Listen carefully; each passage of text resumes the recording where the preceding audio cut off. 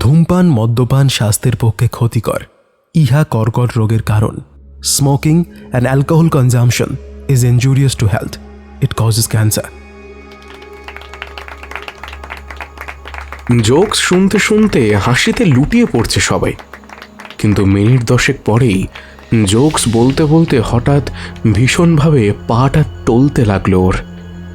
তার মাথা ঝিমঝিম করছে, বুকের কাছটা যেন লঙ্কা বাটার মতো চলছে, তার গলাটা খানিকটা কেঁপে গেল যেন।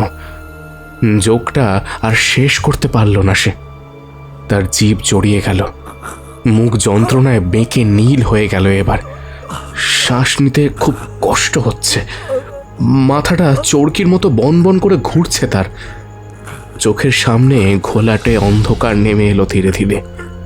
কয়েক সেকেন্ড পরেই টলমল করতে করতে তার বিশাল শরীরটা এবার ধরাম করে মেঝের উপর আছড়ে পড়ল। ব্যাপারটা এতটাই দ্রুত ঘটে গেল যে উপস্থিত সবাই বিস্ময় হতবাক হয়ে গেল। এবার সম্বিত ফিরে পেয়ে সাথে সাথে ছুটে গেল সবাই। নিথর দেহটা পড়ে রয়েছে কার্পেটের উপর। নিমেষের মধ্যে হাসিতে লুটিয়ে পড়া মানুষগুলো এবার এক এক করে কান্নায় ভেঙে পড়ল।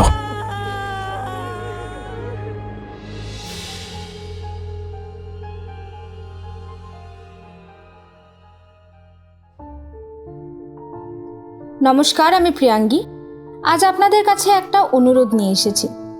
সাধারণত আমরা সাবস্ক্রাইব করার কথা কখনোই বলি না, কিন্তু আমাদেরকে আজকে ইউটিউব জানালো আমাদের গল্পের যারা শ্রোতা তাদের প্রায় 90% মানুষই আমাদের এখনও সাবস্ক্রাইব করেননি। এটা কোনো কথা হলো বলুন? আপনাকে বলছি, আপনার তো গল্প শুনতে ভালোই লাগে, তাহলে আমাদেরকে একটু সাবস্ক্রাইব করছেন না কেন? করে দিন না প্লিজ। আজ আপনাদের জন্য রয়েছে আকাশদীপ গড়গড়ির লেখা গোয়েন্দা সৌরজা সিরিজের প্রথম গল্প। সৌরজা পেশায় একজন নামকরা ক্রাইম থ্রিলার লেখিকা, কিন্তু এই প্রথম সে রহস্যের সঙ্গে জড়িয়ে পড়েছে। কি সেই রহস্য জানতে হলে শুনুন আজকের গল্প আকাশদীপ গড়গড়ির কলমে স্ট্যান্ড আপ মার্ডার।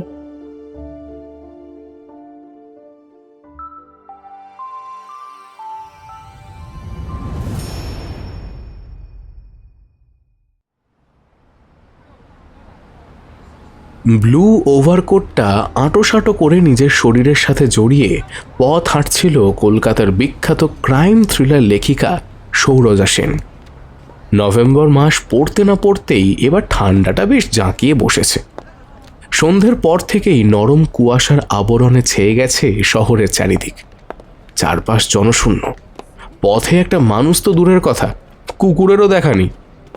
সৌরজা হয়তো এই ঠান্ডায় বাড়ি থেকে বেরোতো না, যদি না তার বান্ধবী অর্চিষা ফোন করে বারংবার আজ রাতের পার্টিতে আসার জন্য তাকে নিমন্ত্রণ জানাতো।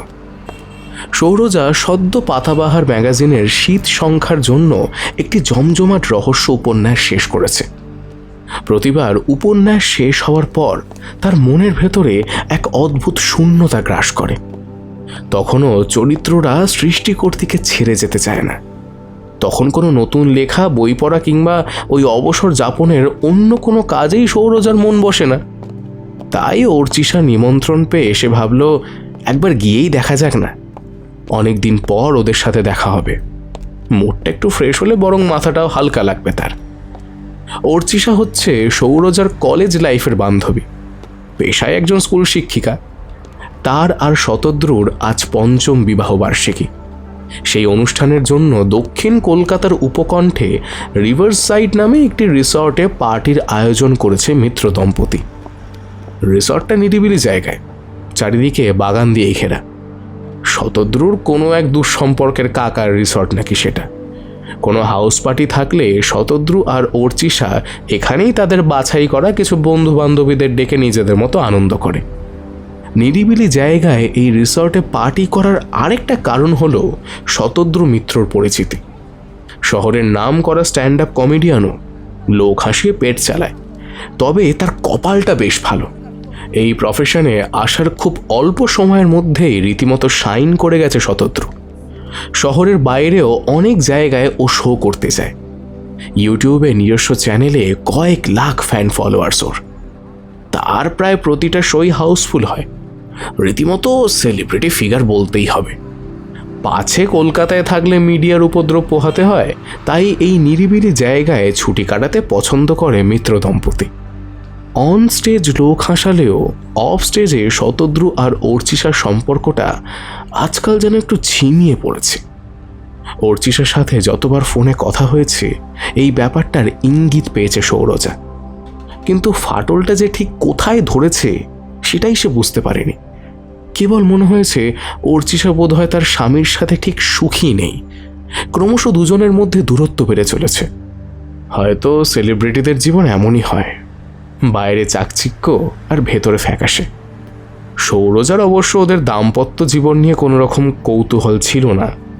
সে আজ কেবল বান্ধবীর ডাকে রিভার সাইড রিসর্টে যাচ্ছে শীতের রাতে একটু রিল্যাক্স করতে, কিন্তু তখনও সৌরজা বুঝতে পারেনি সেই রাতেই রিভার সাইড রিসর্টে তার জন্য কোনো এক ভয়ঙ্কর রহস্য অপেক্ষা করে রয়েছে। রোড ম্যাপ দেখে অবশেষে রিভার সাইড রিসর্টের সামনে এসে দাঁড়ালো সৌরজা।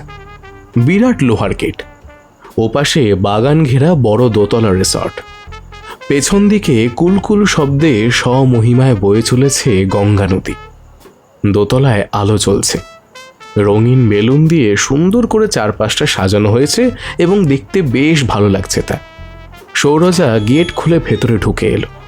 কয়েকটা 4 চাকা গাড়ি পার্ক করা আছে লনে। রিসর্টের দারোয়ান কিছু দূরে চেয়ারে বসে ঢুলছিল। সৌরজাকে দেখে সেলাম ঠুকে তাকে সিঁড়ি দিয়ে নিয়ে গেল দোতলার সেই ঘরে যেখানে পার্টির আয়োজন করা হয়েছে। ঘরে ঢুকেই সৌরজার চোখ ধাঁধিয়ে গেল। চারপাশে কত রঙিন বেলুন, কত আলো। ঘরে ছড়িয়ে ছিটিয়ে বসে আছে জনা কয়েক লোক। তাদের সকলের পরনেই জমকালো পোশাক আর ঠোঁটে হাসি রয়েছে, হাতে ওয়াইনের গ্লাস। খোশ মেজাজে নিজেদের মধ্যে গল্প করছে তারা। ঘরের পরিবেশ হাসি ঠাট্টার কোলাহলে ভরে উঠেছে একেবারে। সৌরজার মনটাও বেশ ভালো হয়ে গেল। কিছুটা তফাতেই ঘরের মাঝখানে দাঁড়িয়েছিল অর্চিষা। পিঙ্ক ওয়েস্টার্ন গাউনে তাকে অসম্ভব সুন্দরী দেখাচ্ছে আজ। বান্ধবীকে দেখে ছুটে এসে জড়িয়ে ধরল অর্চিষা। উফ সৌরি, তুই এসেছিস? তুই যে আজ সত্যি সত্যি আসবি আমি ভাবতেই পারিনি। কি যে আনন্দ হচ্ছে, কতদিন পর দেখা বল। তোর তো এখন পাত্তাই পাওয়া যায় না। সেলিব্রিটি লেখিকা, অবশ্য সেলিব্রিটিদের জীবনে বোধহয় এরকমটাই হয়, সব সময় কম। ঘরের মানুষটাকেই তো দেখছি। তা সে যাই বল না কেন, 5-5টা বছর তো এই সময় কম দেওয়া মানুষটার সাথে কাটিয়ে দিলি বল। হ্যাঁ, তাই বাকি জীবনটাও এভাবেই কাটিয়ে দে হাসি খুশি দেখে। কিরে, এখন সব ঠিকঠাক তো? ঠিক আর কিভাবে বলি, ওই কেটে যাচ্ছে। আমাকে দেওয়ার মতন সময় আর তার হাতে কোথায়। আমার হাজব্যান্ড লোক হাসায়, কিন্তু সেই হাসিটাই আমার জীবনে কেমন যেন কৃত্রিম হয়ে গেছে জানিস। যাকে এইসব কথা আর ছাড়, আয় শতদ্রুর সাথে তোর আলাপ করিয়ে দিই। এই বলে সৌরজার হাত টানতে টানতে পার্টির মাঝখানে নিয়ে গেল অর্চিষা। শতদ্রুর পারফরমেন্স আগেই দেখেছে সৌরজা। লম্বা, ফর্সা আর সুপুরুষ চেহারা বলতেই হবে। ঠোঁটে সর্বদা একটা হাসি লেগেই রয়েছে। খুব চার্মিং পার্সোনালিটি, সহজেই মানুষের সাথে মিশে যেতে পারে সে। নিজের দুর্দান্ত রসবোধ, কমিক টাইমিং, তীক্ষ্ণ কথার তীর আর মজার বিদ্রুপের খোঁচায় সে সকলের মন জয় করে ফেলেছে এতক্ষণে। মেইনলি মানুষের জীবনের দুঃখগুলোকে হাসির মোড়কে জড়িয়ে স্টেজে দাঁড়িয়ে দর্শকদের কাছে পরিবেশন করে শতদ্রু। জীবনের দুঃখ নিয়ে যোগ শুনতে কার না ভালো লাগে। শতদ্রু দত্তের পরনে ছিল নীল ব্লেজার আর খয়েরি প্যান্ট। রিমলেস চশমায় আর প্রাণ খোলা হাসিতে বেশ হ্যান্ডসাম লাগছে তাকে। সে তখন একপাশে দাঁড়িয়ে কথা বলছিল অল্প বয়সী এক সুন্দরী মেয়ের সাথে। অর্চিষা কাছে এসে হাত টেনে বলল, স্যাম শুনছো, দেখো কে এসেছে। শতদ্রু ঘুরে দাঁড়িয়ে সৌরজা সেনকে দেখে চমকে উঠল। আরে কি সৌভাগ্য! বিখ্যাত crime thriller writer miss Sourja Sen আজ আমাদের পার্টিতে। How surprising! আমি কিন্তু আপনার খুব বড় ফ্যান ম্যাডাম। বিশেষ করে মার্ডার মিস্ট্রি লেখাতে আপনি জাস্ট আনবিটেবল। আরে থ্যাংক ইউ সো মাচ। আমিও আপনার জোকের খুব বড় ফ্যান, কিন্তু ইউটিউবে আপনার সব শোগুলো দেখেছি। আমি মার্ডার মিস্ট্রি লেখিকা হলেও আপনি যে জীবনের দুঃখ নিয়ে কিভাবে এত হিউমারাস জোক করতে পারেন, সেটাই কিন্তু একটা সব থেকে বড় মিস্ট্রি, জানেন তো? ভালো বলেছেন মিস সেন। আমি জীবনটা হেসে খেলে কাটিয়ে দিতেই ভালোবাসি, কিন্তু সবাই তো আর সেটা বোঝে না। কেউ কেউ গোমড়া মুখেই। স্ত্রীর দিকে দৃষ্টি বুলিয়ে অল্প হাসল শতদ্রু। যাই হোক, আলাপ করি দিই। এই হলো মিস বৈভবী সামন্ত। স্ট্যান্ড আপ শিখছে আমার কাছে, খুব ব্রাইট স্টুডেন্ট। আমার বিশ্বাস কয়েক মাসের মধ্যেই ও আমাকেও ছাড়িয়ে যাবে। বলেই পাশে দাঁড়ানো মেয়েটিকে বুকে টেনে ঘনিষ্ঠভাবে আলিঙ্গন করল শতদ্রু। বৈভবী সামন্তর পরনে সবুজ টপ আর নীল জিন্স, টপের উপর জড়ানো একটা লেদার জ্যাকেট। খোলা চুলের রাশি এসে পড়েছে বুকের উন্মুক্ত ভাঁজের উপর। তাকে আরো লাস্যময় করে তুলেছে সেটি। বৈভবী নমস্কার জানালো।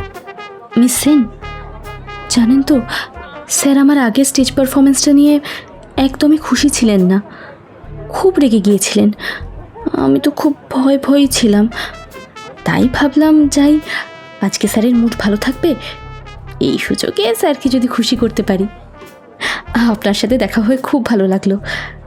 আমি যদিও রহস্য কাহিনী খুব একটা পড়ি না, কিন্তু শুনেছি রাইটারদের দেখা পাওয়া নাকি ভাগ্যের ব্যাপার। সৌরজা হেসে হেসে ওদের সাথে কথা বলছিল ঠিকই, কিন্তু বারবার ওর চোখ চলে যাচ্ছিল অর্চিষার দিকে।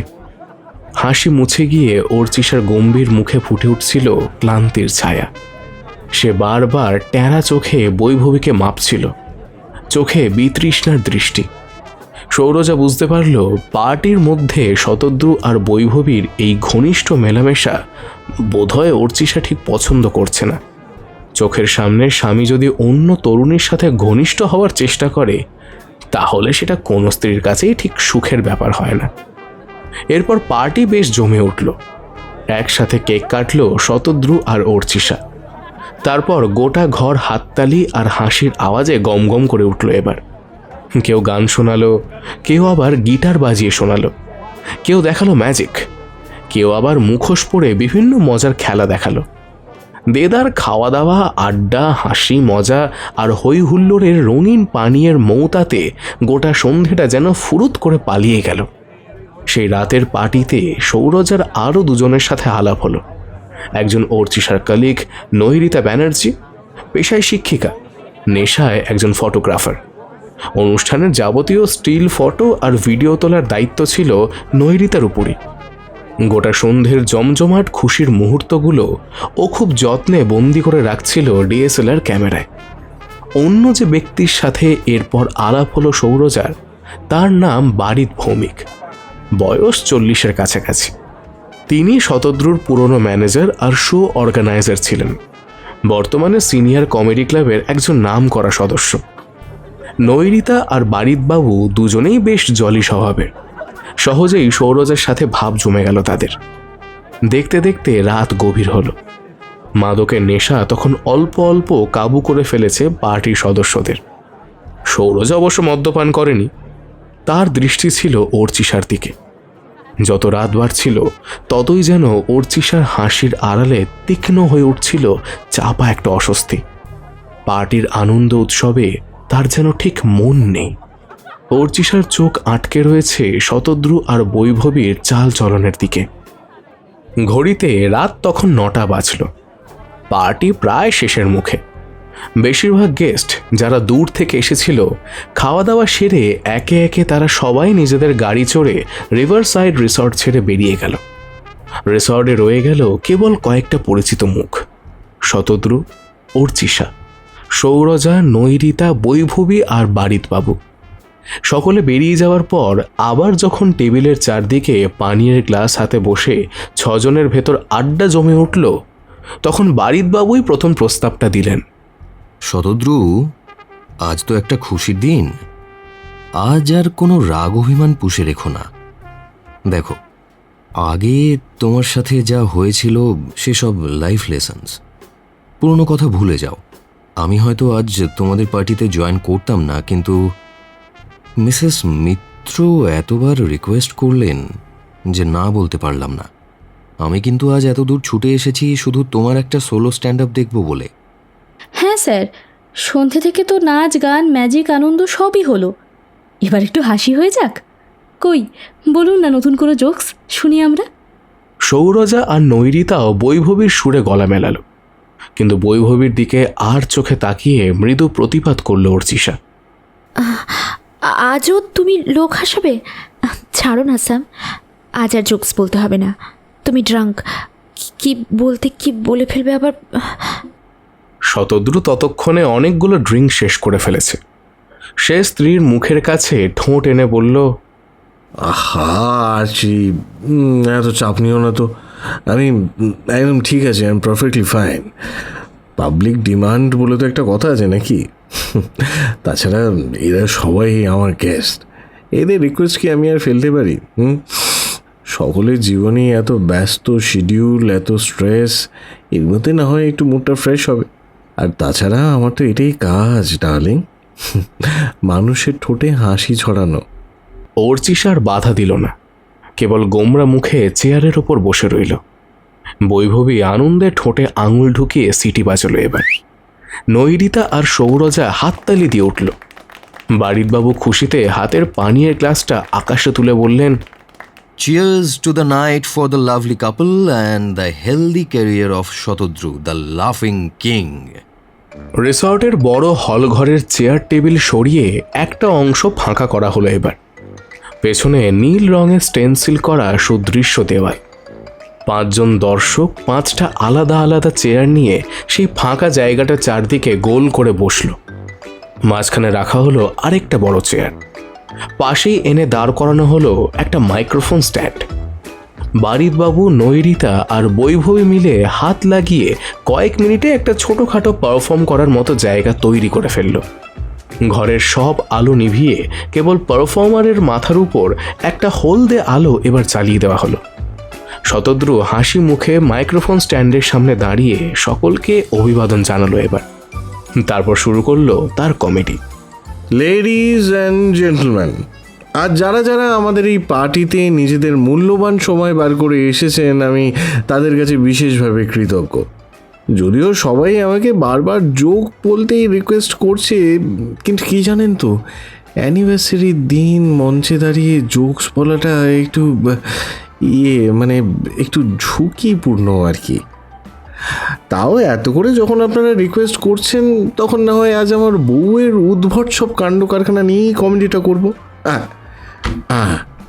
প্লিজ মাইন্ড ইট, একটু বুঝে শুনে হাসবেন কিন্তু।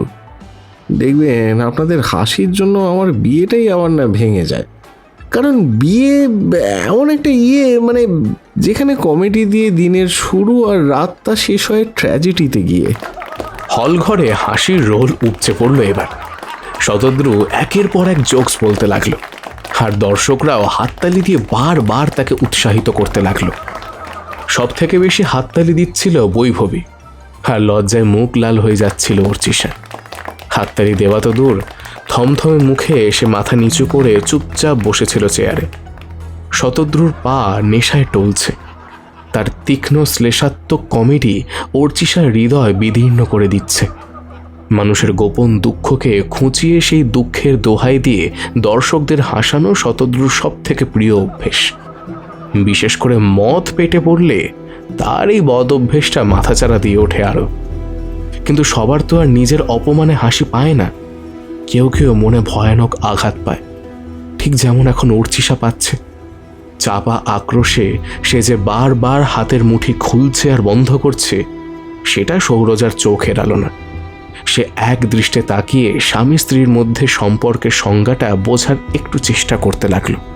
তবে বেশিক্ষণ অবশ্য এই আনন্দ উৎসব চলল না। মিনিট 10 পরে জোকস বলতে বলতে হঠাৎ ভীষণভাবে পাটা টলতে লাগলো শতদ্রু। তার মাথা ঝিমঝিম করছে, বুকের কাজটা যেন লঙ্কা বাটার মতো জ্বলছে। তার গলাটা কেঁপে উঠল। জোকটা শেষ করতে পারল না শতদ্রু, তার জিভটা জড়িয়ে গেল। মুখ যন্ত্রণায় বেঁকে নীল হয়ে গেল, শ্বাস নিতে খুব কষ্ট হচ্ছে, মাথাটা চরকির মতো বন বন করে ঘুরছে তার। শতদ্রুর চোখের সামনে ঘোলাটে অন্ধকার নেমে এলো ধীরে ধীরে। কয়েক সেকেন্ড পরেই টলমল করতে করতে তার বিশাল শরীরটা ধরাম করে মেঝের উপর আছড়ে পড়ল। ব্যাপারটা এতটাই দ্রুত ঘটে গেল যে উপস্থিত সবাই বিস্ময় হতবাক হয়ে গেল। এবার সম্বিত ফিরে পেয়ে সাথে সাথে ছুটে এলেন বাড়িতবাবু। তারপর চেঁচিয়ে উঠলেন তিনি, শতদ্রু, এই শতদ্রু, আরে কি হলো? পড়ে গেলে কিভাবে শতদ্রু? কিন্তু শতদ্রু মিত্র আর সাড়া দিল না। তার বুকে কান রেখে নাকের সামনে আঙুল ধরে আর কবজির নাড়ি পরীক্ষা করে গম্ভীর গলায় বাড়িতবাবু বলে উঠলেন, oh my god, he is no more, somebody please help, please help. Baibhabi ভয় চিৎকার করে কেঁদে ফেলল। নৈরিতা মুখে হাত চাপা দিয়ে শব্দ করে আঁতকে উঠল। আতঙ্কে তার চোখ ছানা পড়া। কেবল সৌরজার ভুরু দুটো অসম্ভব কুঁচকে গেল যেন। ব্যাপারটা কি হলো? সুস্থ সবল মানুষটা জোকস বলতে বলতে চোখের সামনে এমন দুম করে মারা গেল। Heart attack? আর বেশি কিছু ভাবার সময় পেল না সে, কারণ পরক্ষণেই স্বামীর মৃতদেহের সামনে দাঁড়িয়ে কাঁপতে কাঁপতে মুখে গোঁ গো শব্দ করে জ্ঞান হারিয়ে মাটিতে আছড়ে পড়ল অর্চিষা।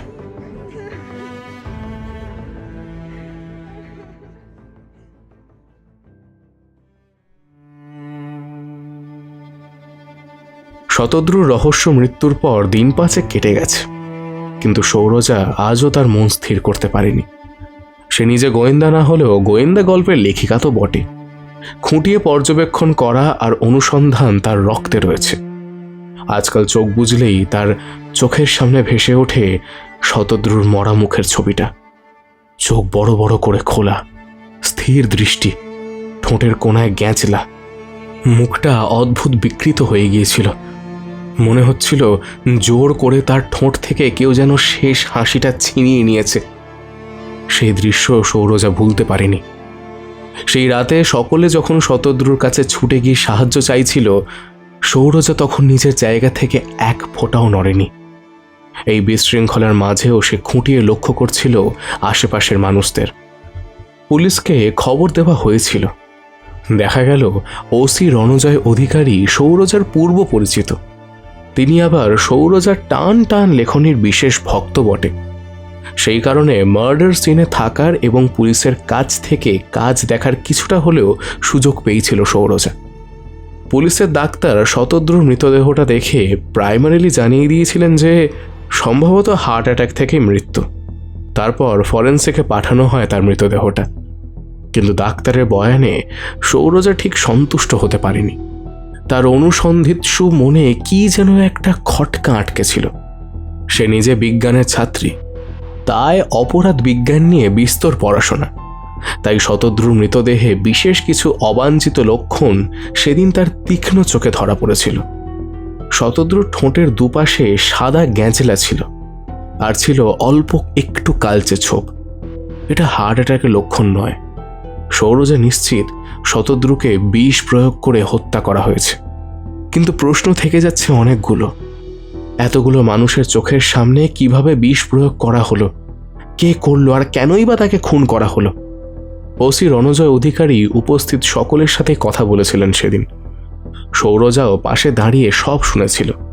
তাকে বাদ দিলে সন্দেহের তালিকায় নাম থাকছে বাকি 4 জনের: বৈভবী, নৈরিতা, অর্চিষা আর বাড়িতবাবু।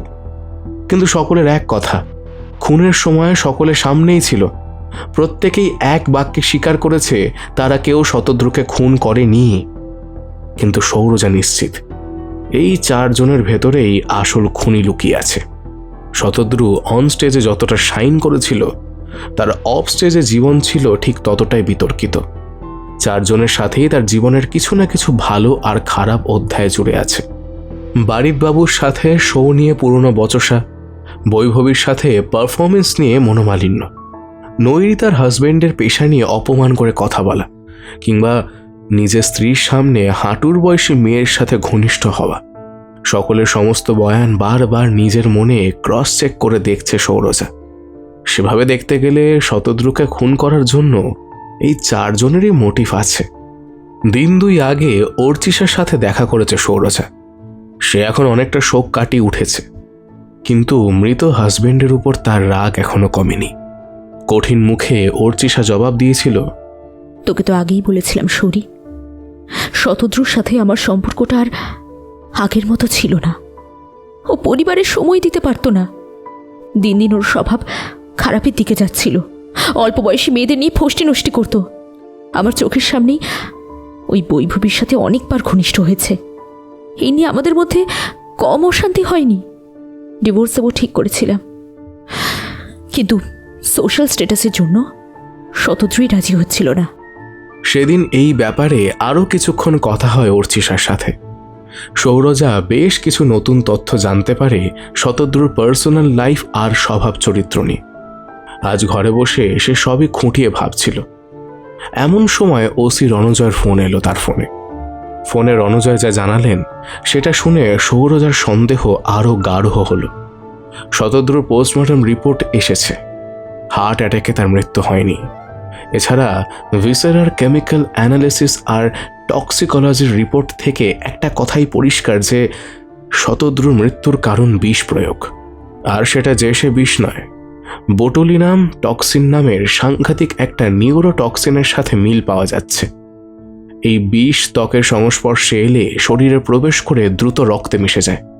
স্নায়ুতন্ত্র বিকল হয়ে মিনিট 10 মধ্যেই ভিকটিমের মৃত্যু ঘটে। এক্ষেত্রে তাই ঘটেছে। তবে পানীয়ের বোতল, গ্লাস কিংবা অন্য কোনো খাবার পরীক্ষা করে কিন্তু বিষের কোনো নমুনা পাওয়া যায়নি। ভিকটিমের শরীরে তাহলে বিষ এলো কোথা থেকে? ফোন রেখে সৌরজা এবার ভাবতে বসল, কিভাবে মৃত্যু হয়েছে সেটা না হয় জানা গেল, কিন্তু এখনো অনেক প্রশ্ন যে থেকে যাচ্ছে। কে বিষ দিল? কোন প্রক্রিয়ায় এই বিষ তার শরীরে প্রবেশ করলো? আর তার থেকেও বড় প্রশ্ন, কেন? এইসব প্রশ্নের উত্তর পেতে গেলে সৌরজাকে সাসপেক্টদের আরও একবার ভালো করে জিজ্ঞাসাবাদ করতে হবে। নিশ্চয়ই কোনো একটা গুরুত্বপূর্ণ ক্লু চোখের সামনেই আছে, অথচ রণজয় বা সৌরজা কেউই সেই ক্লুটা দেখে ঠিক চিনতে পারছে না।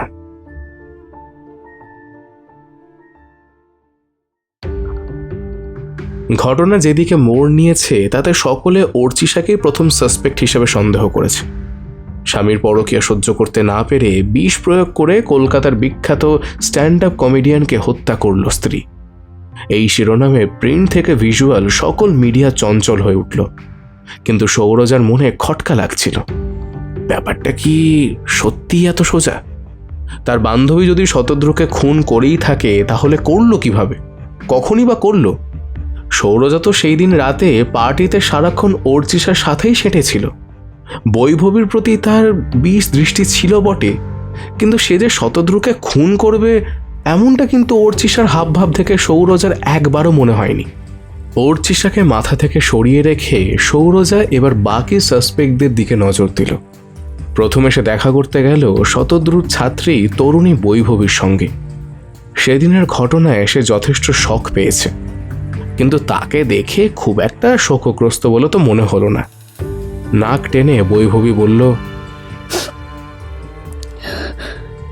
স্যার মানুষটা ভালোই ছিলেন, শার্প, হিউমারাস, সাকসেসফুল, কিন্তু তার ওই একটাই বদগুণ ছিল, মানুষকে বিদ্রূপ করে, অপমান করে, খোঁটা দিয়ে কথা বলে খুব মজা পেতেন স্যার। স্যাটিস্ট মাইন্ডের মানুষ ছিলেন, কিন্তু বিশ্বাস করুন আমি স্যারকে খুন করিনি। আমাকে যেমনভাবে সাহায্য করেছেন এই লাইনে স্ট্যান্ড করতে, তেমনি পারফরমেন্সে ভুল হলেও কথা শোনাতে ছাড়েননি। কিন্তু উনি যে এভাবে চোখের সামনে মারা যাবেন, আমি এখনো বিশ্বাস করে উঠতে পারছি না। এখন কি আমাকে আর ভালোবেসে গাইড করবে বলুন তো? অর্চিষা মিত্র তো আপনার স্যারের খুনের জন্য আপনাকেই দায়ী করছে। তবে আপনি যদি খুনটা নাই করে থাকেন, তাহলে খুনটা কে করতে পারে বলে আপনার মনে হচ্ছে? ওই যে ওনার ওয়াইফ। স্যারের সাথে আমার মেলামেশা ভদ্রমহিলা একদম সহ্য করতে পারতেন না। এমনভাবে আমার দিকে তাকাতেন, ঠেস দিয়ে কথা বলতেন, মনে হতো বাগে পেলে বোধহয় আমাকে খুনই করে বসবেন। তবে হ্যাঁ, ওই বাড়িতে ভৌমিক লোকটাকেও আমার ঠিক সুবিধার মনে হয়নি। ভদ্রলোকের সাথে তো স্যারের মুখ দেখা দেখি অবধি বন্ধ ছিল, হঠাৎ এতদিন পর তাকে এই পার্সোনাল পার্টিতে কেন ইনভাইট করে ডেকে নিয়ে এলেন মিসেস মিত্র? আমি নিশ্চিত মিসেস মিত্রই বাড়ির ভৌমিকের সাথে শাঁট করে কোনো না কোনো কায়দা করে স্যারকে মেরেছেন। সৌরজা আরও কিছু প্রশ্ন করল বৈভবীকে, তবে স্যারের স্ত্রীর প্রতি ক্ষোভ, বাড়ির ভৌমিককে সন্দেহ আর কেরিয়ারের ভবিষ্যৎ নিয়ে আক্ষেপ ছাড়া বিশেষ কিছুই তার বয়ান থেকে জানা গেল না। তবে হ্যাঁ, একটা বিষয় যেটা সৌরজার বয়ান ক্রস চেক করে প্রশ্ন রয়েই গেল, সেটা হলো অর্চিষা কেন সেদিন পিড়াপিড়ি করে বাড়িতবাবুকে পার্টিতে ডেকেছিলেন। তার সাথে কথা বলতে বলতে হঠাৎ সৌরজার মাথায় স্ট্রাইক করলো একটা ঘটনা, যেটা সেদিন পার্টির রাতে তার নজরে পড়েছিল। এই খটকার উত্তর দিতে পারে একমাত্র নৈরিতা ব্যানার্জি। অর্চিষা মিত্রের সাথে আপনার কেমন সম্পর্ক মিসেস ব্যানার্জি? হ্যাঁ, ভালোই। একজন কলিগের সঙ্গে যেমন থাকা উচিত, ইনফ্যাক্ট বেশ ক্লোজই। বুঝলাম। আচ্ছা, অর্চিষা কি ইদানিং খুব ডিপ্রেস ছিল কোনো ব্যাপার নিয়ে? আপনার সাথে আলোচনা করেছে? না মানে ওই, হ্যাঁ, ওর হাজব্যান্ডকে নিয়ে একটু ডিপ্রেশনে ভুগতো, সেই নিয়ে মাঝে মধ্যে ওদের মধ্যে ঝামেলাও হতো। তাহলে আপনি বলতে চাইছেন শতদ্রুবাবু পরিবারে যথেষ্ট সময় দিতে পারতেন না, আর সেই নিয়েই মনোমালিন্য, তাই তো? না, ঠিক তা নয়। অ্যাকচুয়ালি মিস্টার মিত্রর স্বভাব চরিত্র ঠিক ভালো ছিল না। কম বয়সী মেয়েদের সাথে একটু ঘনিষ্ঠভাবেই মেলামেশা করতেন। সেই নিয়ে অর্চির সাথে খুবই অশান্তি হতো। স্পেশালি ওর বৈভবী মেয়েটি নতুন ইন্টার্ন হিসেবে জয়েন করার পর থেকেই মিত্র দম্পতির মধ্যে ফাটল ধরতে শুরু করেছিল। I see. আচ্ছা মিসেস ব্যানার্জি, আপনার স্বামীর তো বর্তমানে খুব একটা রোজগার নেই। আপনি ছাত্র পড়িয়ে আর ফটোগ্রাফি করে যেটুকু সাপোর্ট করেন আর কি, এই নিয়ে নাকি শতদ্রুবাবু আপনাকে অনেকবার খোঁটা দিতেন, বিদ্রুপ করতেন?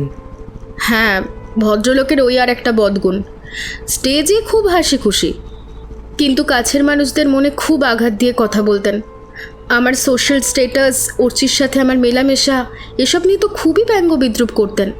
পছন্দ করতেন না যে আমি ওর বাড়ি যাই বা বন্ধুত্ব রাখি, অথচ নিজে দিব্যি বৈভবীর মতো হাঁটুর বয়সী মেয়েদের সাথে ফষ্টি নষ্টি করতেন। হিপোক্রিট লোক একটা। তাই বুঝি? আপনি তো দেখছি ভদ্রলোকের উপর বেশ খাপ্পা হয়ে আছেন। আচ্ছা, উনি যে আপনাকে বা আপনার হাজব্যান্ডকে এতবার কথায় কথায় মজার ছলে অপমান করতেন, আপনার ইচ্ছে করতো না ওনাকে মেরে ফেলতে? না না, এ কি বলছেন মিস সেন? আমার হাজব্যান্ড যাই রোজগার করুক না কেন, তার সাথে আমি হ্যাপি। বাইরের কে কি বললো তাতে কি আসে যায়? ওসব আমি হজম করে নিতাম।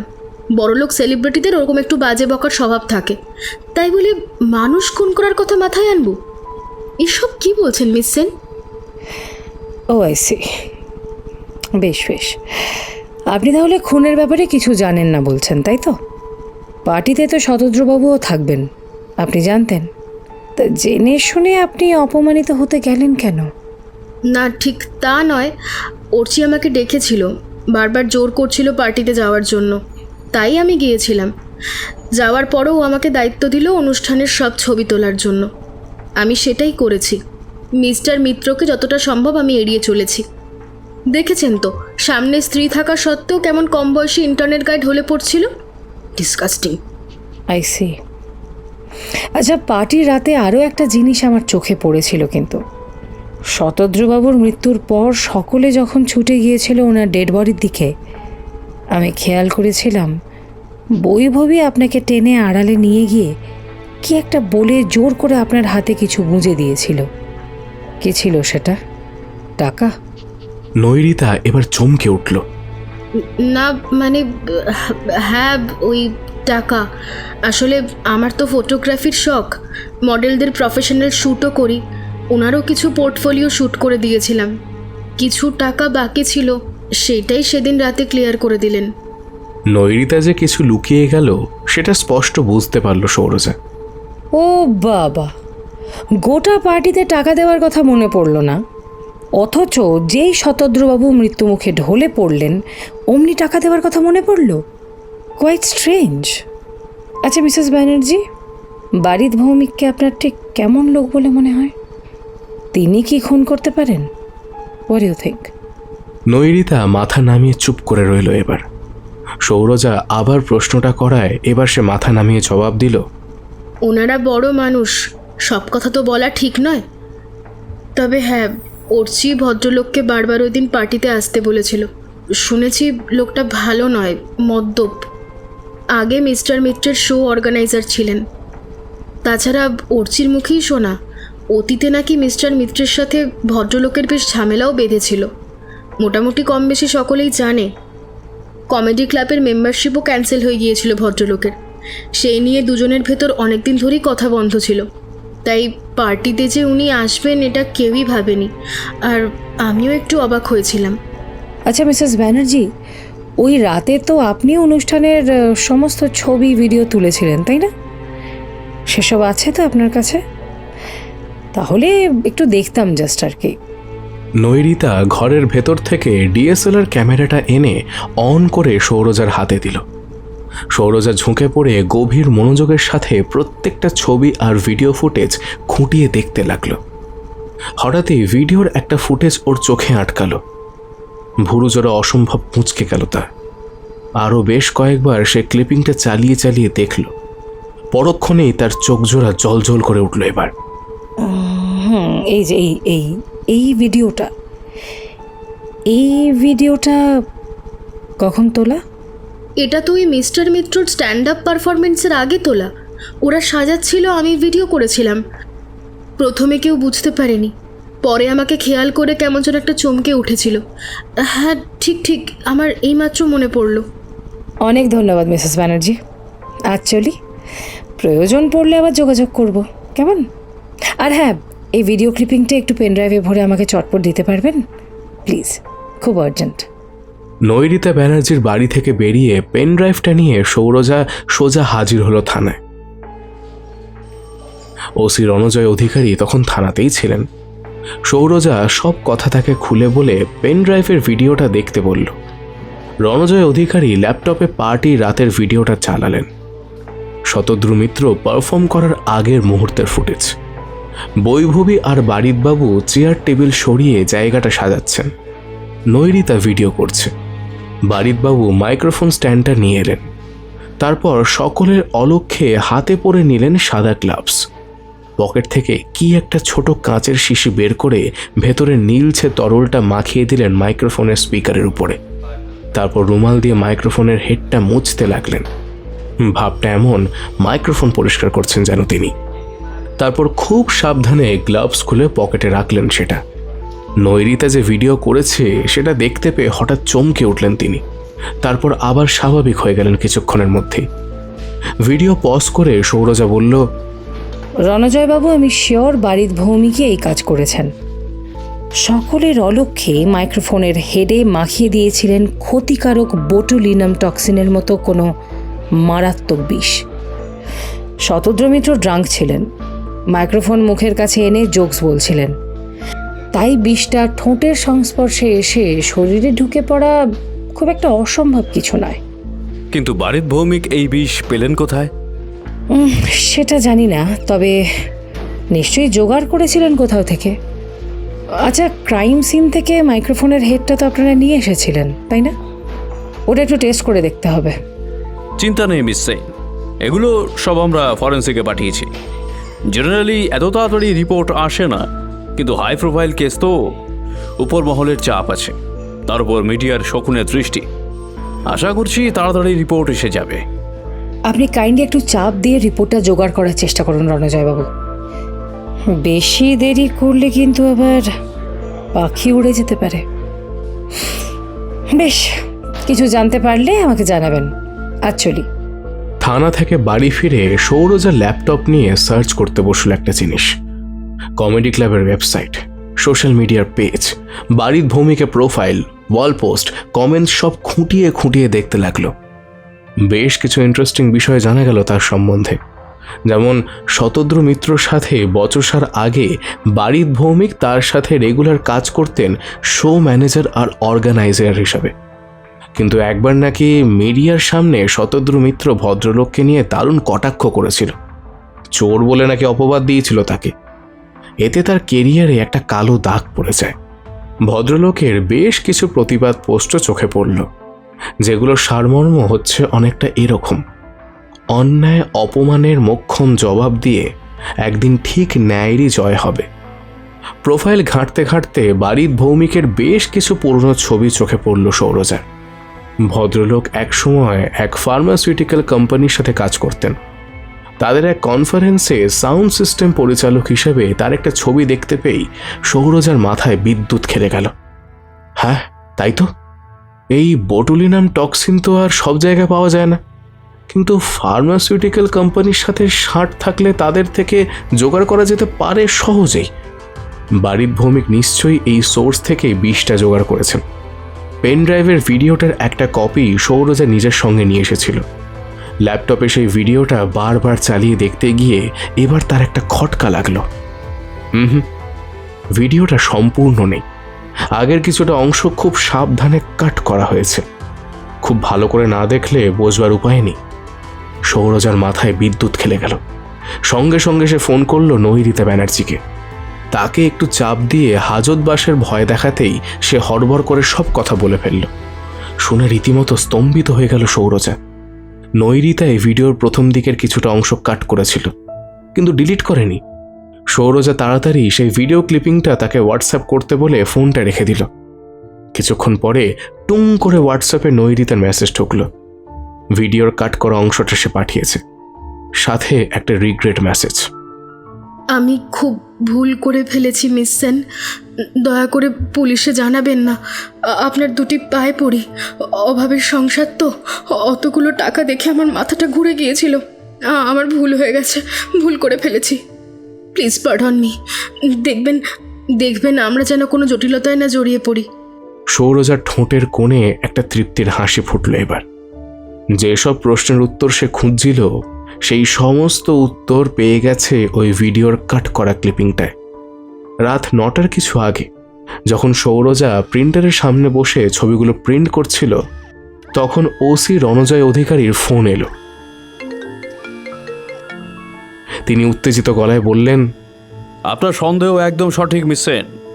চাপ দিয়ে আজকের মধ্যেই মাইক্রোফোনের হেড টেস্টের রিপোর্টটা আনলাম। আমি তো শকড। হেডে বটুলিমান টক্সিনের মতো একটা নিউরোটক্সিনের ট্রেস পাওয়া গেছে। ওই বিষেরই কৃত্রিম সংস্করণ, নাম নিওটক্স 2। এক্সপার্টের সাথে কথা বলে জানতে পারলাম এর দুটি ভাগ। তরল ভাগের নাম অ্যাক্টিভেটর সিরাম, স্বচ্ছ, গন্ধহীন। নিষ্ক্রিয় ন্যানো এনজাইম থাকার কারণে মাইক্রোফোনের হেডে কালচে দাগ হয়েছে, যেটা মিস্টার মিত্রর ডেড বডির ঠোঁটের কাছেও পাওয়া গেছে। তবে এই সিরাম কিন্তু অন্য ভাগের সংস্পর্শে না এলে একা কাজ করতে পারে না। দুইয়ে মিলে যে কেমিক্যাল তৈরি করে সেটার প্রপার্টিজ হুবহু বোটুলিনাম টক্সিনের মতো। সেই বিষয়ে ট্রেসই পাওয়া গিয়েছে টক্সিকোলজি রিপোর্টে। এক্স্যাক্টলি, আমিও সেরকমই আশা করেছিলাম। যাই হোক, বাড়ির ভৌমিকে যেই কাণ্ড ঘটিয়েছেন সেটা তো এখন পরিষ্কার। হ্যাঁ মিস সেন, আজ রাতেই বেটাকে পাকড়াও করব। আমি সব সাসপেক্টদের দোরগোড়ায় গুপ্তচর বসিয়ে তাদের গতিবিধি মনিটর করছিলাম। এই একটু আগে খবর পেলাম বাড়ির ভৌমিক নাকি বিশেষ গাড়িটা পরিষ্কার করছিলেন। মনে হচ্ছে আজ রাতে কিছু একটা লোপাট করার প্ল্যান করছেন। আমি কিছুক্ষণের মধ্যেই গাড়ি নিয়ে চলে আসছি, যাবেন তো? হ্যাঁ নিশ্চয়ই, কিন্তু তার আগে আরও একটা জায়গায় যেতে হবে আমাদের। এই কেসটা যতটা সহজ ভেবেছিলাম ততটা নয়। হ্যাঁ, খুনিকে ধরার আগে আবার কোথায় যেতে হবে? খুনিকেই তো ধরতে যাবো রণজয়বাবু। আমার কাছে আপনার জন্য একটা সারপ্রাইজ আছে। চলুন, সামনাসামনি দেখাবো। গ্রেট, তাহলে যাওয়ার পথে আপনাকে তুলে নেব। এখন রাখছি, আপনি তৈরি হয়ে নিন।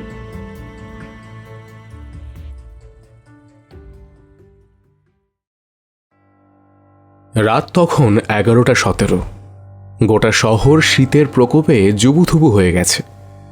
গায়ে কালো রেনকোট চাপিয়ে আর হাতে কালো একটা পলিথিনের ব্যাগ নিয়ে খুব সন্তর্পণে বাড়ির দরজায় তালা ঝুলিয়ে বেরিয়ে এলেন বাড়ির ভৌমিক।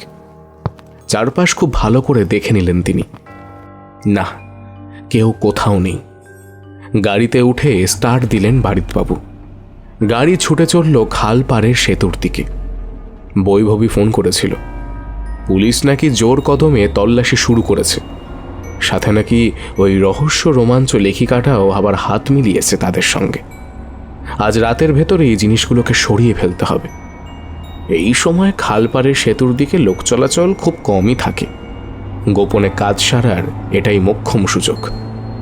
বারিদবাবু নিজের খেয়ালে এতই মশগুল ছিলেন যে তিনি লক্ষ্যই করলেন না কখন একটা গাড়ি আর দুজন আরোহী নিঃসারে তার পিছু নিয়েছে। মিনিট 20 ভেতর তিনি পৌঁছে গেলেন খালপাড়ের সেতুর কাছে। তারপর গাড়িটা সাইডে পার্ক করে কালো পলিথিনের ব্যাগ হাতে চুপচাপ গাড়ি থেকে বেরিয়ে হেঁটে গেলেন সেতুর দিকে। চারিদিক জনশূন্য, নিচে আবর্জনায় ভরা খাল, দুর্গন্ধ আর কালো জলে পরিপূর্ণ একেবারে। সেই জলে কালো পলিথিনের ব্যাগটা সবে ছুঁড়ে ফেলতে যাবেন বারিদবাবু, হঠাৎ একটা জোরালো টর্চের আলো তার মুখে এসে পড়ল। একটা গম্ভীর গলা ভেসে এলো আলোক বৃত্তের পেছন থেকে। হোল্ড মিস্টার ভৌমিক, আমি ভবানীপুর থানার ওসি রণজয় অধিকারী। বিখ্যাত স্ট্যান্ড আপ কমেডিয়ান শতদ্রু মিত্রকে খুনের অপরাধে আপনাকে গ্রেফতার করা হলো। সাবধান, একদম নড়বেন না। আপনার দিকে কিন্তু আমার পিস্তলটা তাক করা আছে, নড়লেই গুলি করব। হাতের ব্যাগটা দিন এদিকে, দিন বলছি। সৌরজা ছুটে এসে ভ্যাবাচাকা খাওয়া বারিদ ভৌমিকের হাত থেকে কালো পলিথিনের ব্যাগটা ছিনিয়ে নিল। এবার রণজয় অধিকারী আর কয়েকজন কনস্টেবল ছুটে এসে বন্দুক বাগিয়ে বারিদবাবুকে চারদিক থেকে ঘিরে ধরল। সৌরজা টর্চের আলো ফেলল পলিথিনের ব্যাগের ভেতর। দেখা গেল সেখানে রয়েছে একটা ছোট্ট কাঁচের শিশি, তাতে নীলচে তরল ভরা, আর রয়েছে এক জোড়া সাদা গ্লাভস। তালুর দিকটা কালচে দাগে পরিপূর্ণ। সৌরজা শিশিটা হাতে তুলে বলল, রণজয়বাবু, এই হলো সেই বোটুলিনাম বিষের কৃত্রিম সংস্করণ, নিওটক্স 2 অ্যাক্টিভেটর সেরাম। আর এই হলো সেই গ্লাভস যেটা পরে আপনি মাইক্রোফোনে বিষটা মাখিয়ে দিয়েছিলেন, তাই না বারিদবাবু? আর এটা জোগাড় করে এনেছিলেন লাইফ বোট ফার্মাসিউটিক্যালসের থেকে। আমি কি ঠিক বললাম? আপনার সমস্ত কারিগরি ধরা পড়ে গেছে বারিদবাবু, আর মিথ্যে বলে লাভ নেই। Lab report, circumstantial evidence, forensic video footage, সমস্ত তথ্য প্রমাণ কিন্তু আপনার আগেনস্টে। এখন মনে পড়ছে মিস্টার মিত্রকে আপনি বারবার ইনসিস্ট করেছিলেন মাইক্রোফোনের সামনে দাঁড়িয়ে জোকস বলার জন্য। হ্যাঁ, তাই তো ভাবি, শতদ্র মিত্রর সাথে এত বচসার পরেও কেন আপনি দ্বিতীয়বার সেই অপমানের জায়গায় ফিরে গেলেন? মিসেস মিত্রর আহ্বানে নয়, আপনি সেই রাতে পার্টিতে গিয়েছিলেন প্রতিশোধ নিতে, মিস্টার শতদ্র মিত্রকে খুন করতে। সব প্ল্যান আগে থেকেই ছকে গিয়েছিলেন, কি তাই তো বারিদবাবু? বারিদ ভৌমিক ঠান্ডা চোখে তাকিয়ে রইলেন সৌরজার মুখের দিকে। কোনো উত্তর দিলেন না তিনি। সৌরজা আবার জিজ্ঞাসা করল, কি হলো বলুন, কেন খুন করলেন মিস্টার শতদ্র মিত্রকে? Answer it. রণজয় অধিকারী এবার সজোরে একটা চর কষালেন বারিদ ভৌমিকের গালে। ম্যাডাম যেটা জানতে চাইছেন চুপচাপ জবাব দে। গালে হাত বোলাতে বোলাতে ফুঁসে উঠলেন বারিদবাবু। তো আর কি করতাম? ও আমাকে যে অপমান করেছিল সেটা আমি ভুলতে পারিনি। মিথ্যে চোর অপবাদ দিয়ে আমার ক্যারিয়ারটা শেষ করে দিয়েছিল। কোথাও মুখ দেখাতে পারতাম না লজ্জায়। এদিকে শতদ্রু নিজে তো তরতরিয়ে ক্যারিয়ারে এগিয়ে যাচ্ছিল, ক্রমশ কানেকশন বাড়ছিল ওর। ও চারিদিকে আমার বদনাম রটিয়ে দিয়েছিল। কোনো শো অ্যারেঞ্জ করতে পারছিলাম না আমি। ওর কটাক্ষে আমার জীবন শেষ হয়ে গেছে। মিডিয়ার সামনে ও আমাকে চোর বলেছিল, অথচ চোর তো ও নিজে। আমার আইডিয়া, আমার পাঞ্চ লাইন, আমার স্ক্রিপ্ট চুরি করে ও সাকসেস পেয়েছে, অথচ কোনো দিন একটা ক্রেডিটও দেয়নি। ইভেন যেদিন ক্রেডিট চাইতে গেলাম সেদিন ও আমাকে অপমান করলো। অন স্টেজ সকলের সামনে নোংরা কথা বলল। অনেক কথা কাটাকাটি হলো। ক্রেডিট তো দিলই না, উল্টে আমাকে চোর অপবাদ দিয়ে তাড়িয়ে দিল। অনেক দিন ধরে ইচ্ছে ছিল ওকে খুন করব, সকলের চোখের সামনে। স্ট্যান্ড আপ কমেডি করতে করতে ওর মৃত্যু হবে পণ করেছিলাম আমি। যে মুখে ও আমাকে চোর বলে অপমান করেছিল সেই মুখেই ওর শেষ হাসিটা দেখে তবে আমি শান্ত হব। যে মুখ দিয়ে ও আমার ক্যারিয়ার নিয়ে হাসি ঠাট্টা করত, সেই মুখটাই আমি বিকৃত করে দেব। Poetic justice. কিন্তু আপনাদের বোধহয় তদন্তে একটা ফাঁক থেকে গেল। খুনটা আমি একা করিনি, আমাকে আরো একজন সাহায্য করেছিল। কিন্তু কই, আপনারা তাকে তো ধরতে পারলেন না।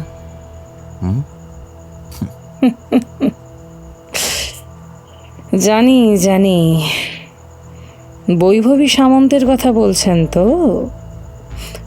ওই তো আপনাকে ফোন করেছিল। আপনাকে তো ওই বিষের শিশি আর সাদা গ্লাভস জোড়া খালের জলে ফেলে দিতে বলেছিল। তাই তো? আসলে বুদ্ধিটা আমারই, নইলে যে আপনাকে হাতে নাতে ধরতে পারতাম না। আপনার বুদ্ধি? হোয়াট?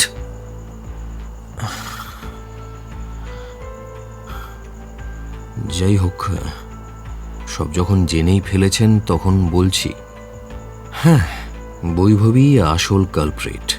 ইনফ্যাক্ট ওই তো শতদ্রুকে খুন করার আইডিয়াটা আমাকে দিয়েছিল। আমি তো কেবল ওর পার্টনার ইন ক্রাইম ছিলাম। জিনিসগুলো সব জোগাড় করেছিল ও। বৈভবী লাইফ বোট ফার্মাসিউটিক্যালসের মালিকের ভাগ্নি, কাজেই বিষের নমুনা পেতে ওর কোনো অসুবিধেই হয়নি। এই ইন্ডাস্ট্রিতে আসার আগে আমি ওখানের এক্স এমপ্লয় ছিলাম। খুব সহজেই ও আমাকে ট্রেস করেছিল, আমার সব হিস্ট্রিও জানতো। আমি যে তলে তলে শতদ্রু মিত্রকে মারতে চাই সেটাও ও জানতো। সেই সুযোগটাই ও কাজে লাগিয়েছে। ওই কায়দা করে মিসেস ব্যানার্জির থ্রু দিয়ে মিসেস মিত্রের মাথায় ঢুকিয়েছে আমাকে ইনভাইট করার কথাটা। মিসেস মিত্র আমাকে ফোনে ইনসিস্ট করেছিলেন যেন আমি সেই রাতের পার্টিতে গিয়ে শতদ্রুর সাথে হাত মিলিয়ে সব ঝামেলা মিটমাট করে নিই। তাই গিয়েছিলাম। বৈভবী আমাকে আগে থেকে সব প্ল্যান বুঝিয়ে দিয়েছিল, কোথায় কখন বিষটার দ্বিতীয় ভাগটা অ্যাপ্লাই করতে হবে। আমি তাই করেছি। বাকি যা করার ওই করেছে। বিষের প্রথম ভাগটা শতদ্রুর রক্তে মেশানোর দায়িত্ব ছিল ওর। সৌরজা রণজয় অধিকারীর দিকে ঘুরে তাকালো। আসলে বিষের ভাগের মতো এই কেসেও দুটো ভাগ আছে। খুনি এখানে একজন নয়, দুজন, সম্মিলিত মার্ডার। আর এই পাজেলটা সলভ করতে আমার একটু সময় লেগে গেল আর কি। সাধারণত পারফর্ম করার আগে স্ট্যান্ড আপ কমেডিয়ানরা হালকা ন্যাচারাল শেডের লিপ বাম বা lip gloss type moisturiser use করেন ঠোঁটে, যাতে মাইক্রোফোনে কথা বলার সময় ঠোঁট পরিষ্কার আর ময়শ্চারাইজড থাকে। ঠোঁট শুকনো থাকলে বা ঠোঁট ফাটলে ঠিকমতো কথা শোনা যায় না স্পিকারে। এগুলো লাগালে আর কিছুই না, ঠোঁটের আউটলাইন স্পষ্ট হয়, ক্যামেরাতে মুখের এক্সপ্রেশনও ভালো করে ধরা পড়ে। That's it. এছাড়া জোকের টাইমিং আর লিপ মুভমেন্টও প্রপার হয়। আর ডায়ালগ থ্রোয়িং, হাসাহাসি, দ্রুত কথা বলা, এসবেও খুব সুবিধা হয়। এই আর কি। শতদ্র মিত্রর সেই স্বভাব ছিল, পারফর্ম করার আগে ঠোঁট ময়শ্চারাইজ করা।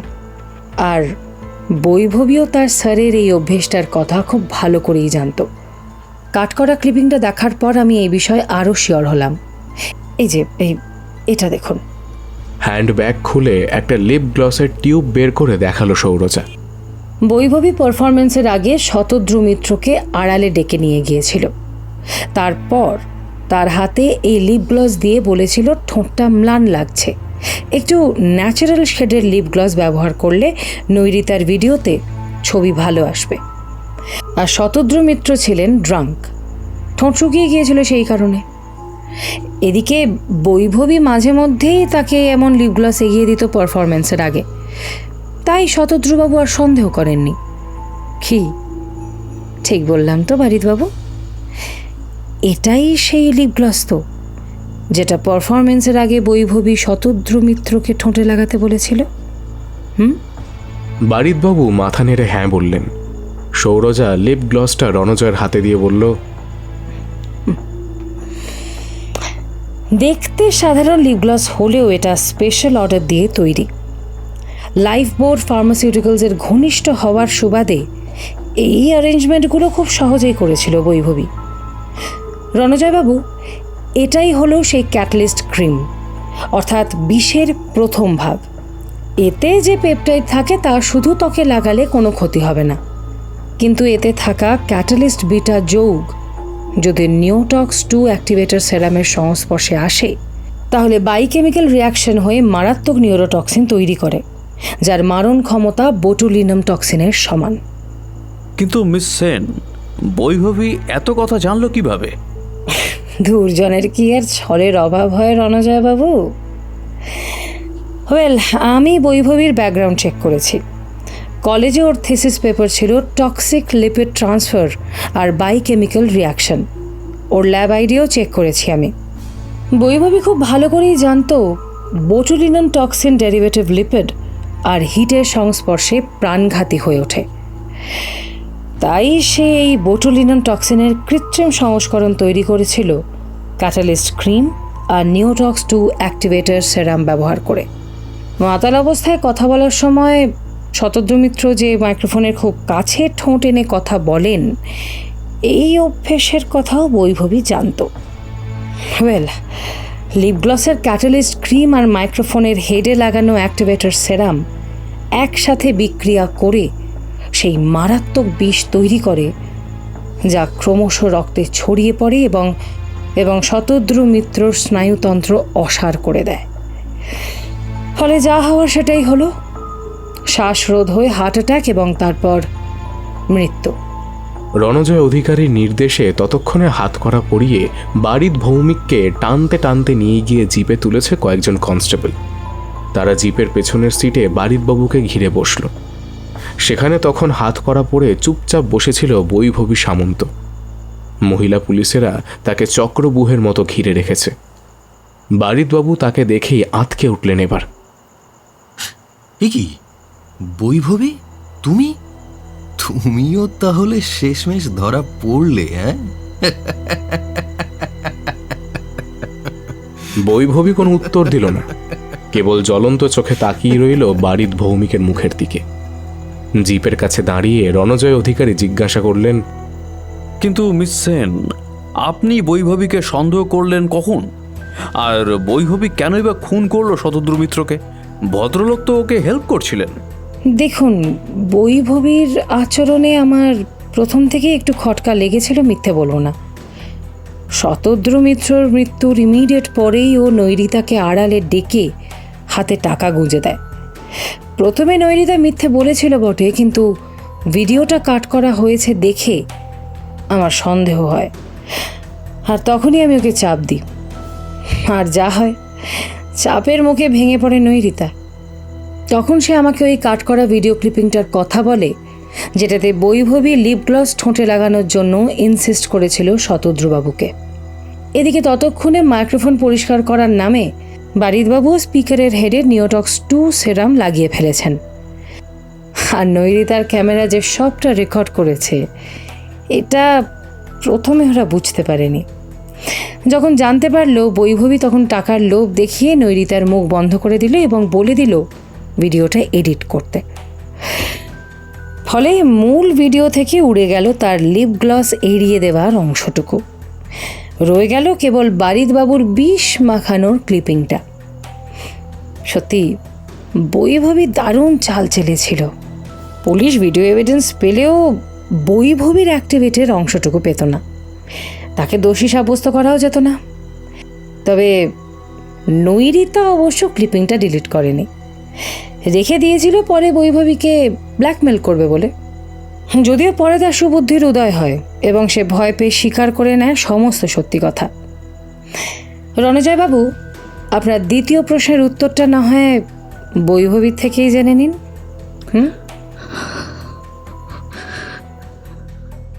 শতদ্রু মিত্র মোটেও ভালো লোক ছিল না।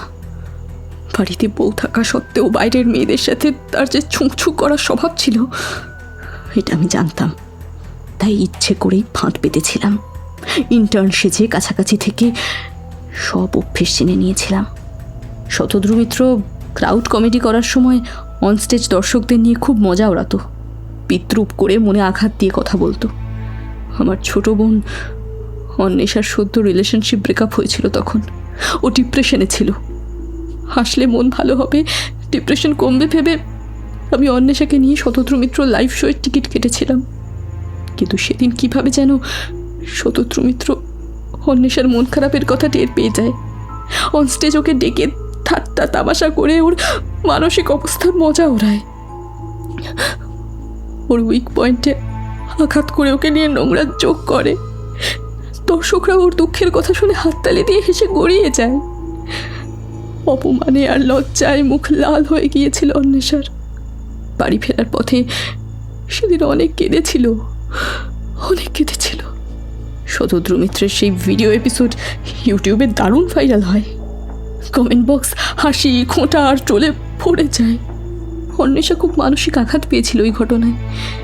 খুব সেন্সিটিভ মেয়ে ছিল তো, ওর পার্সোনাল কথা পাবলিক করে দিয়েছিল এই শতদ্রু মিত্র।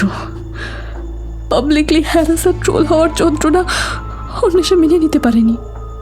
মানসিক অবসাদে আমার বোন একদিন রাতে ছাদ থেকে ঝাঁপ দিয়ে সুইসাইড করে। আমি কিছুতেই লোকটাকে ক্ষমা করতে পারিনি। শতদ্রু মিত্রই আমার বোনটাকে মেরেছে। তাই আমিও ঠিক করেছিলাম বোনের মৃত্যুর প্রতিশোধ আমি ওই নোংরা লোকটাকে খুন করে নেব।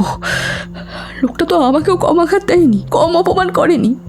আমি শতদ্রু মিত্রর সাকসেস কেমিস্ট্রি শিখতে চেয়েছিলাম, কিন্তু ওই লোকটা কেবল আমাকে ইউজ করে গেছে দিনের পর দিন। যখন তখন আমার শরীর ভোগ করেছে, বড় সুযোগ দেওয়ার নাম করে আমার সাথে কেবল প্রতারণা করে গেছে। যে একবার তোমার পারফর্ম করার সুযোগ হয়েছিল তখন আমাকে পাবলিকলি অপমান করেছে। এমনিতে আমার ক্যারিয়ার ডুবতে বসেছিল, তাই ওকে তো মরতেই হতো। বেশ করেছি মেরেছি। 1 নম্বরের লম্পট স্কাউন্ডার। আমার কোনো রিগ্রেট নেই। কথা শেষ করে নিষ্ফলন আক্রোশে আহত বাঘিনীর মতো ফুঁসতে লাগলো বৈভবী সামন্ত। সকলে চুপ করে রইল। কেবল বারিদবাবুর ক্রুদ্ধ গলা পাওয়া গেল শুধু। শালিশ স্বার্থপর ডাইনি একটা! মিসেস ব্যানার্জিকে টাকা খাইয়ে তুই কেবল তোর ক্লিপিংসটুকুই উড়িয়ে আমারটা রেখে দিতে বলেছিলি কেন? এদিকে আবার আমার থেকে টাকাও খেয়েছিলি, যাতে এই খুনের দায় ঘাড়ে নিয়ে আমি একা জেলে যাই, তাই তো? কিন্তু সে গুড়ে বালি। আমি তো আগেই বলেছিলাম তোকে, আমি যদি ডুবি তাহলে সবাইকে নিয়েই ডুববো। তুইও শতদ্রুর চেয়ে কম শেয়ানা নোস শালি। নিজের পিঠ বাঁচানোর জন্য এতটা নিচে নেমে গেলি, হ্যাঁ? কি লাভ হলো এত ছকবাজি করে? কি লাভ হলো? সেই তো ধরা পড়লি। বৈভবী সামন্ত মাথা নিচু করে চুপচাপ বসে রইল। সে কোনো উত্তর দিল না। রণজয় অধিকারী আর সৌরজা জিপের সামনে এসে দাঁড়ালো। এবার একটা হাত তার দিকে বাড়িয়ে দিয়ে করমর্দন করলেন রণজয়। আপনার সহযোগিতার জন্য অসংখ্য ধন্যবাদ মিস সেন। আপনার মগজাস্ত্র ছাড়া কেসটা এত তাড়াতাড়ি আমরা সলভ করতেই পারতাম না। বেস্ট সেলার ক্রাইম থ্রিলার লেখিকা হয়েও আপনি কিন্তু একদম আপনার গল্পের পাকা গোয়েন্দাদের মতোই কেসটা সলভ করে ফেলেছেন। সৌরজা ভেতরে ঢুকে ড্রাইভারের পাশের সিটে বসে অল্প হেসে বলল, কি যে বলেন রণজয়বাবু, থ্যাঙ্কস তো আমার আপনাকে দেওয়া উচিত। আপনার ইনভেস্টিগেশনে আমাকে সাহায্য করার সুযোগটুকু না দিলে আমি পরের গল্পটার জন্য যে একটা দুর্দান্ত প্লট পেতাম না। জানেন, গল্পের একটা নামও ঠিক করে ফেলেছি, স্ট্যান্ড আপ মার্ডার। নামটা কেমন? ড্রাইভিং সিটে বসে জিপটা স্টার্ট দিলেন ওসি রণজয় অধিকারী। তারপর স্টিয়ারিং ঘুরিয়ে হেসে বললেন, দুর্ধর্ষ! দাঁড়িয়ে হাসাতে খুন। পেছনে জোড়া আসামি নিয়ে রাতের অন্ধকার ভেদ করে ধুলো উড়িয়ে জিপটা সবেগে ছুটে চলল ভবানীপুর থানার দিকে।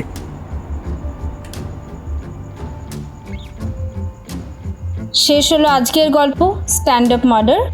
গল্পটি কেমন লাগলো অবশ্যই জানাবেন। কীরকম গল্প শুনতে চান সেটাও কমেন্টে জানাবেন। তাহলে আজ আসি, শুনতে থাকুন রোমাঞ্চ গাথা। বন্ধ করুন চোখ, রোমাঞ্চ শুরু হোক।